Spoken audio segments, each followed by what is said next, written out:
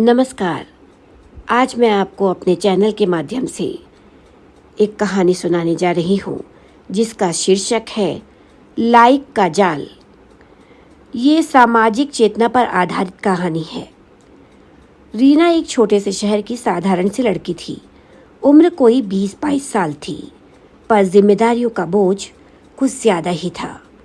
पापा की तबीयत खराब रहती थी और माँ सिलाई करके घर चलाने में मदद करती थी। सुबह 10 बजे से रात 8 बजे तक ग्राहकों से मुस्कुरा कर बात करना ही उसकी दिनचर्या थी। रीना की जिंदगी भीड़ में चलते उस इंसान जैसी थी जो हर रोज़ सबकी ज़रूरतें पूरी करता है मगर खुद की कोई पहचान नहीं रखता। वह भोपाल के एक मॉल में स्थित बड़े डिपार्टमेंटल स्टोर में सेल्स गर्ल की नौकरी करती थी। सुबह 10 से रात 8 बजे तक वह ग्राहकों के सवालों और मुस्कुराहटों के बीच खुद को कहीं पीछे छोड़ चुकी थी। पिता अस्वस्थ थे, माँ घरेलू काम करके थकी रहती थी और छोटा भाई स्कूल जाता था। रीना के लिए फ़ोन ही उसका एकमात्र अपना संसार था, जहाँ वह खुद को खूबसूरत, खास और जिंदा महसूस करती थी। स्टोर के ब्रेक टाइम में बाकी सहकर्मी जहां गपशप में लगे रहते, वहीं रीना अक्सर अपने फ़ोन में खोई रहती। इंस्टाग्राम पर उसे सेल्फी लेना और नए नए फिल्टर्स में खुद को देखना बहुत अच्छा लगता था। धीरे धीरे उसके फॉलोअर्स बढ़ने लगे। कुछ लोग उसके फ़ोटो पर कमेंट करते, बहुत प्यारी हो, एक्ट्रेस लगती हो, और रीना का आत्मविश्वास इन लाइक्स और कमेंट्स से जुड़ता चला गया। रीना की इंस्टाग्राम प्रोफाइल पर 5000 से अधिक फॉलोअर्स थे। वह नए नए आउटफिट्स में स्टोर के ट्रायल रूम में या लंच के दौरान फ़ोटो क्लिक करती, फिल्टर लगाती और अपलोड करती। हर लाइक उसके आत्मविश्वास को एक और नया रंग देता। एक दिन उसे एक डायरेक्ट मैसेज आया, hi Reena, you have a natural charm, would you like to model for our new fashion campaign? Abhay Roy, talent manager, Influx models, Mumbai. ये मैसेज अभय राय नाम के एक प्रोफाइल से आया था और वो रीना को फॉलो करने लगा। प्रोफाइल में तस्वीरें शानदार थी, किसी मॉडल जैसी लाइफस्टाइल, महंगी गाड़ियाँ, विदेशों की ट्रिप्स। अभय ने रीना को फिर से मैसेज किया, तुम्हारी मुस्कान दिल जीत लेती है, मॉडलिंग करना चाहती हो क्या? रीना को जैसे सपना दिख गया। उसने झिझकते हुए बात शुरू की। अभय ने कहा कि वो एक नामी फैशन ब्रांड के लिए स्काउटिंग कर रहा है और रीना में फेस वैल्यू है।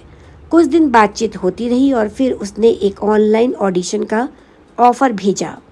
रीना को पहले यकीन नहीं हुआ। प्रोफाइल चेक किया, 50 के followers, professional photos, blue tick जैसा एडिटेड बैज और कई नामी मॉडल्स को फॉलो करता था। अभय ने उनसे विनम्रता से बात की। उससे कहा, तुम्हें देखकर लगा कि तुमने गलत प्रोफेशन चुना है। दिल्ली आओ, ऑडिशन दो और फिर देखो ज़िंदगी कैसे बदलती है। रीना पहले झिझकी, पर जब उसने कहा कि अभी ऑनलाइन ऑडिशन भी दिया जा सकता है तो रीना मान गई। अभय ने एक ऐप डाउनलोड करने का लिंक भेजा जिसमें वीडियो कॉल और फॉर्म भरने की प्रक्रिया थी।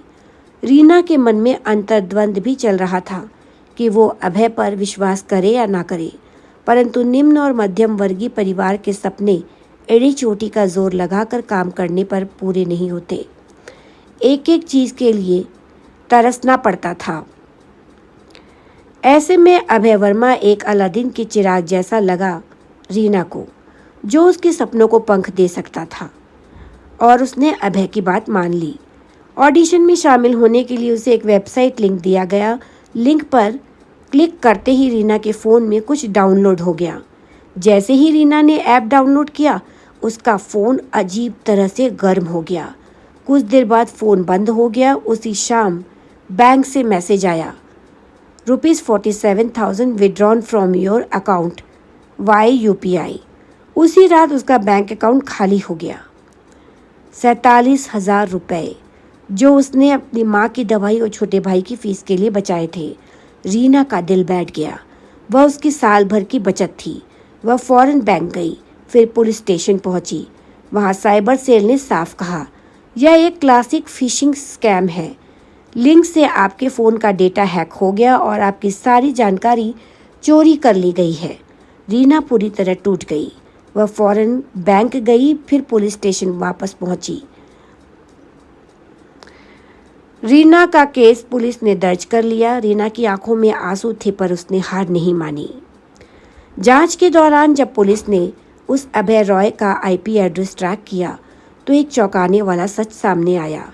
वो प्रोफाइल भोपाल के ही एक छोटे साइबर कैफे से ऑपरेट किया गया था। जब पुलिस वहां पहुंची तो उस साइबर कैफे का मालिक विकास पकड़ा गया और उसके साथ उसकी बहन नेहा भी। नेहा कोई और नहीं, रीना की स्टोर वाली सहकर्मी थी। रीना को जब ये पता चला तो वह अवाक रह गई। रीना अक्सर नेहा के साथ रहती थी और अक्सर वो रीना को फ़ोटो खींचने की बात करती थी। उसके फ़ोन में इंस्टा सेटिंग्स देखती और सुझाव देती थी कि कौन से हैशटैग यूज़ करने चाहिए। रीना अपने मित्र नेहा पर आंख मीच कर भरोसा करती थी, इसलिए जैसा नेहा कहती गई रीना करती चली गई। और कब उसने रीना को अभय की जाल में फंसा दिया उसे पता भी न चला। असल में नेहा और उसका भाई मिलकर स्थानीय लड़कियों को निशाना बनाते थे। पहले दोस्ती करते, फिर ब्रांड ऑफर भेजते, फिर लिंक से डेटा चुरा लेते। रीना तो बस एक ट्रायल केस थी। उसके टारगेट में 5 और लड़कियां थीं। रीना के बयान से पुलिस केस मजबूत हो गया और पूरा फ्रॉड रैकेट पकड़ा गया। इसके बाद रीना ने खुद को पूरी तरह से बदल डाला। अब वह स्टोर में सिर्फ सेल्स गर्ल नहीं, बल्कि एक साइबर जागरूकता वॉलंटियर भी थी। उसने अपने अनुभव को सोशल मीडिया पर शेयर किया और लड़कियों को ऑनलाइन सुरक्षित रहने के लिए प्रशिक्षित करना शुरू किया। उसका आखिरी पोस्ट वायरल हुआ जिसमें लिखा था, सोशल मीडिया पर लाइक से ज़्यादा ज़रूरी है लाइफ। अपनी पहचान को किसी और की मुहर से मत तोलो, वरना नकली चमक में असली नुकसान हो सकता है। इस कहानी से हमें ये सीख मिलती है कि ऑनलाइन अजनबियों से कभी भी अपने पर्सनल या बैंक डिटेल्स शेयर ना करें। कोई भी बहुत अच्छा ऑफ़र बिना मेहनत के आए तो सतर्क हो जाइए। और सबसे ज़रूरी बात, आत्मविश्वास सोशल मीडिया से नहीं, खुद से आता है। तो आपको ये कहानी कैसी लगी हमें कमेंट बॉक्स में लिखकर अवश्य बताएं। चलूँगी, फिर मिलूँगी आपसे जल्दी ही। तब तक के लिए नमस्कार।